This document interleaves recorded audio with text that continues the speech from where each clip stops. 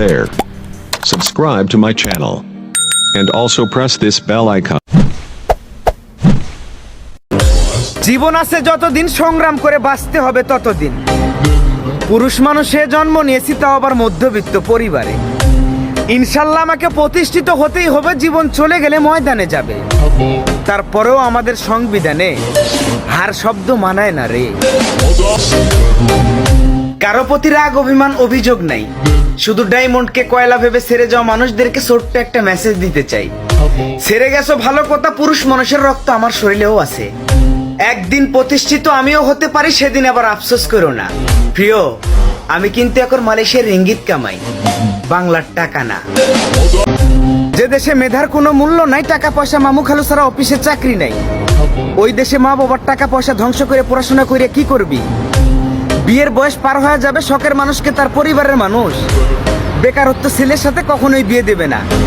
তখন রাস্তায় রাস্তায় ঘুরে বাপ্পারাজের গান শোনা ছাড়া আর কোনো উপায় থাকবে না। পড়াশোনার মায়ের বাপ আজকেই পাসপোর্ট বানা, সাইরে দে সোনার বাংলাদেশ, লাগা বিদেশ। প্রতিষ্ঠিত তো একদিন আমিও হব ইনশাল্লাহ, তবে একটু সময় লাগবে।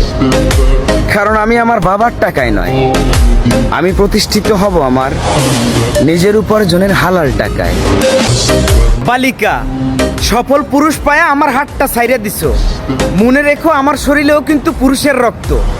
দেখা তোমার সাথে আমার আবারও হবে কোনো এক রাস্তার মোড়ে, সেদিন আমার হাতে 5 টাকার সস্তা গোলাপ নয়, 1000 টাকার নোটের বস্তা থাকবে।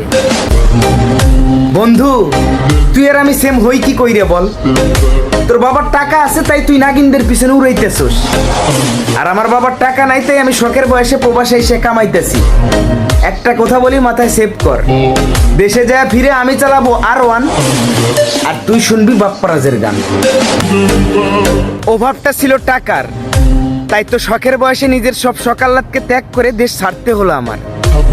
আর এই বিদেশে আসার পরে কিছু বিদেশিদের কথা শুনলে পায়ের রক্ত মাথায় উঠে যায়। তারপরেও কেন সব চুপচাপ মেনে নি জানেন? কারণ আমি যদি রেগে গিয়ে হেরে যাই, তাহলে আমার ফ্যামিলিকে অনেক বড় বিপদে পড়তে হবে। তাই আমার নিজের জন্য না হলেও আমার ফ্যামিলির জন্য হলেও আমাকে প্রতিষ্ঠিত হতে হবে। গল্পের শুরুটা যেমনই হোক, শেষটা যেন ভালো হয়। জীবনে যদি ভালো কিছু করতে চাও, তাহলে সবার আগে কিছু কাছের মানুষদের সঙ্গ বাদ দাও, কারণ তাদের তোমার ভালো কিছু কখনোই সহ্য হবে না। আবার তুমি ভালো কিছু করলে তারাই সবার আগে তালি দেবে। সুযোগের সন্ধানে তারা বসে থাকবে, সুযোগ পেলেই তোমার ক্ষতি করে দেবে। লড়তে হবে বাঁচার জন্য, আর সফল হতে হবে ওই মানুষগুলোকে যোগ্য জবাব দেওয়ার জন্য। জীবনে অনেক খারাপ সময় পার করে আসছি, এইটা ভাইবো না যে বাতাসে বড় হয়েছি। দারিদ্র ফ্যামিলিতে জন্ম নেওয়ার পর ফ্যামিলির দায়িত্ব যাদের কাঁধে আছে, এই দুনিয়ার বাস্তবতা সম্পর্কে তারা খুব ভালো করেই জানে। সময়ের আগে কেউ নিতে পারবে না যে ভাগ্যে আছে সে কখনো অন্যের হবে না। বুকে সীমাহীন ভালোবাসার কোনো দরকার নাই, পকেট ভর্তি টাকার অনেক প্রয়োজন। বোকা, তাই বলছি লাগিরের পিছে বিন্না বাজায়া টাকার পিছে দৌড়া। মায়ের পেট থেকে কেউ শিখে আসে না, অভিজ্ঞতা নিয়ে কেউ জন্মায় না। শিখতে হয়, অভিজ্ঞতা অর্জন করতে হয় এই দুনিয়াতে এসে। একটা কাজ তুমি একবার পারোনি তাই হাল ছেড়ে দেবে?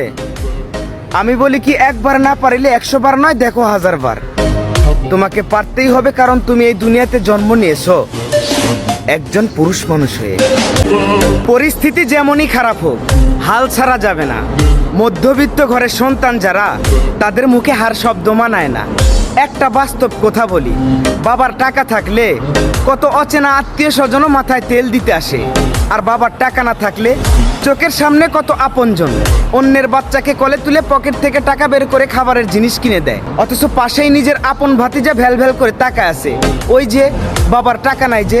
আর বাবার টাকা না থাকলে কত আত্মীয় স্বজন গোপনে অনুষ্ঠান পাড়ি দেয়, দাওয়াত দেয় না মোটা অঙ্কের মাইন পাবে না বলে। আর কত কি শুনতে চাও? কোথার ভান্ডার দিয়েছি খুলে, আস্তে আস্তে সবই বলবো। আপাতত এতটুকুই হজম করো। খুবই দারিদ্র ফ্যামিলিতেই জন্মগ্রহণ করেছি। অর্থের অভাব কতটা ভয়ঙ্কর ওইটা আমি খুব ভালো করে জানি।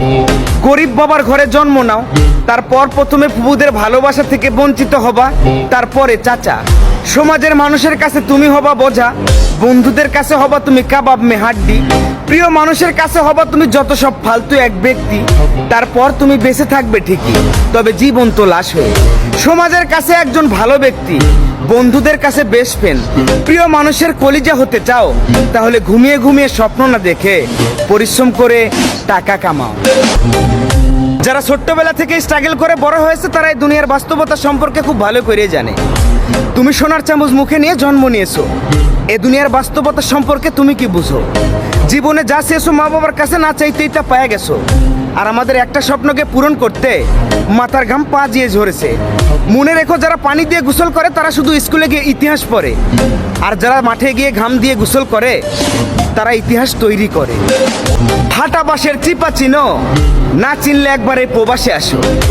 পাসপোর্ট অফিস থেকে শুরু করে ইমিগ্রেশন এম্বাসি, প্রত্যেকটা জায়গাতেই পাবে তুমি খাঁটি পিওর দালালি।